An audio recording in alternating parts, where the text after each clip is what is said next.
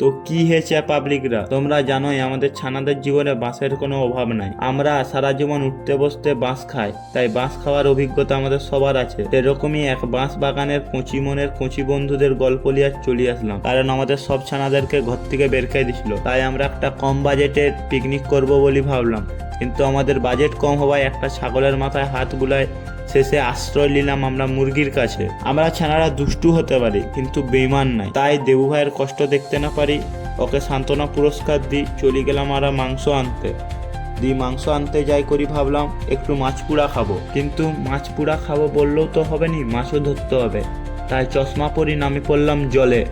তারপর হঠাৎ করি আমার চোখে পড়লো একটা ভুকলা জলপরি। আরে বাস, আর জলপরীকে তুলছে কে? আর মনীষী। এইসব দেখি ওদেরকে গাড়িয়ে চাপায় চলে আসলাম ঘর। আর ভাবলাম দুষ্টুমি রাত ছাড়া তো জমেনি, তাই লাইট ফাইট সেট করি সন্ধ্যাবেলায় বসে পড়লাম আমাদের ডিউটিতে, কারণ আমি মানুষের কষ্ট দেখতে পারিনি। তারপর ভুকলা জলপরি আর মনীষীর দুষ্টুমি করা দেখতে দেখতে মাংস ভাত খাই গাড়িয়ে চাপায় উড়াই করি চলে গেলাম ঘর।